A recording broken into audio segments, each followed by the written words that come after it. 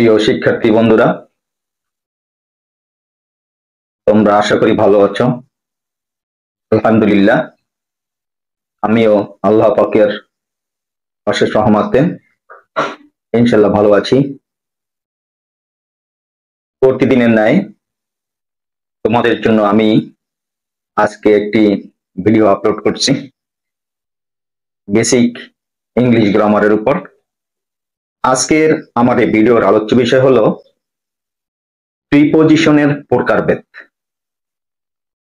তো বলেছিলাম প্রিপোজিশন 6 প্রকার: simple preposition, double preposition, compound preposition, phrase preposition, participle preposition, discussed preposition. তো চলো আমরা এই 6 প্রকারের প্রিপোজিশন নিয়ে আলোচনা করি। প্রথমে আসা যাক সিম্পল প্রিপোজিশন, যাকে বলা হয় একক পদান্বয়ী অব্যয় বা সরল পদান্বয়ী অব্যয় বা সাধারণ পদান্বয়ী অব্যয়। যে সকল প্রিপোজিশন একটি মাত্র ওয়ার্ড নিয়ে গঠিত হয় তাকে সিম্পল প্রিপোজিশন বলে।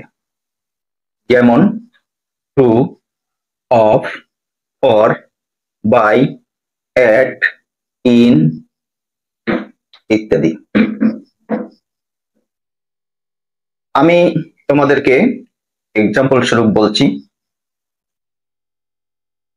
দি man is on the road, লোকটি রাস্তার উপরে। এখানে অন সিম্পল প্রিপোজিশন, কারণ এটি একটি ওয়ার্ড নিয়েই গঠিত এবং এটা প্রিপোজিশন হওয়ার কারণ হলো দি রোড নাউন এর পূর্বে বসে অন্য সকল ওয়ার্ডের সাথে সম্পর্ক স্থাপন করেছে, তাই এটা প্রিপোজিশন এবং সিম্পল প্রিপোজিশন।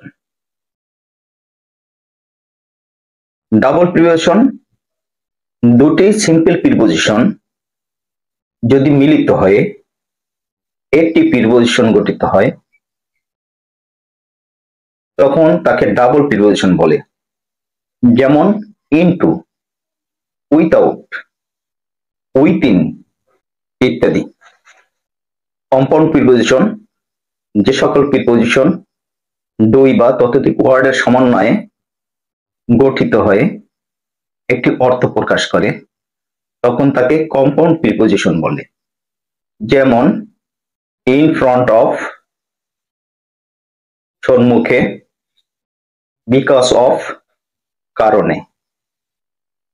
এখানে ইন ফ্রন্ট অফ হয়েছে, in front of, because of, দুই বা ততোধিক ওয়ার্ডের সমন্বয়ে এই প্রিপোজিশন গঠিত হয়েছে। আমি এক্সাম্পল স্বরূপ বলছি, there is a mosque in front of our home. আমাদের বাড়ির সামনে একটি মসজিদ আছে। আওয়ার হোম এটা নাউন, এর পূর্বে ইন ফ্রন্ট অফ বসছে এবং তিনটি ওয়ার্ডের সমন্বয়ে প্রিপোজিশন গঠিত হয়ে একটা অর্থ প্রকাশ করেছে সম্মুখে। সুতরাং in front of compound preposition. Phrase preposition, নাউনের সাথে কোনো প্রিপোজিশন যুক্ত হয়ে যখন একটি অর্থ প্রকাশ করে তখন তাকে ফ্রেজ প্রিপোজিশন বলে। যেমন ইন কোর্স অফ, ঘটনার প্রক্রিয়ায়। এখানে in course of phrase preposition. Participle preposition, যে সকল প্রেজেন্ট পার্টিসিপল কোনো নাউনের সাথে যুক্ত না হয় শুধু প্রিপোজিশন হিসাবে ব্যবহৃত হয় তাকে পার্টিসিপল প্রিপোজিশন বলে। যেমন regarding, considering, during. Example, he was very cunning during his childhood. শৈশবে সে খুব চতুর ছিল। এখানে ডিউরিং, এটা হলো পার্টিসিপল প্রিপোজিশন। ডিসগাস্ট প্রিপোজিশন, যে সকল প্রিপোজিশন সংক্ষিপ্ত আকারে অপ্রকাশিতভাবে সেন্টেন্সে ব্যবহৃত হয় তাকে ডিসগাস্ট প্রিপোজিশন বলে। আমরা জানি ডিসগাস্ট মানে ছদ্মবেশ, মানে গোপন, এটা প্রকাশিত হয় না, গোপনে থাকে।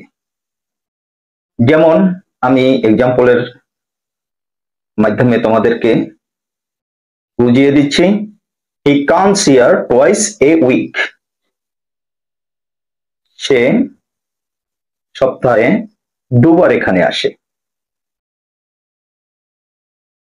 এখানে he comes here twice a week, এখানে এ কিন্তু অনের পরিবর্তে ব্যবহৃত হয়েছে। আসলে এটা অন হবে, অন হয় কিন্তু গোপন রয়েছে।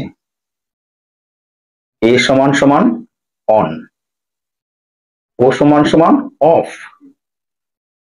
ইট ইজ 10 o'clock, এখানে ও মানে অফ, এখানে হওয়া উচিত ছিল ইট ইজ 10 o'clock, কিন্তু অফ এখানে গোপন রয়েছে। অফের পরিবর্তে সংক্ষিপ্ত ও বসছে। সুতরাং এখানে ও মানে অফ প্রিপোজিশন, যেটা হচ্ছে ডিসগাস্ট প্রিপোজিশন। প্রিয় শিক্ষার্থী বন্ধুরা, আমি আজকে তোমাদের নিকট প্রিপোজিশনের প্রকারভেদগুলো আলোচনা করলাম। পর্যায়ক্রমে আমি বেসিক গ্রামারের, আশা করি ইনশাআল্লাহ আল্লাহ পাক আমাকে যদি বাঁচিয়ে রাখে আমি পর্যায়ক্রমে আলোচনা করব সকল গ্রামার গুলো। তোমরা আমার এই চ্যানেলের সাথে থাকবে।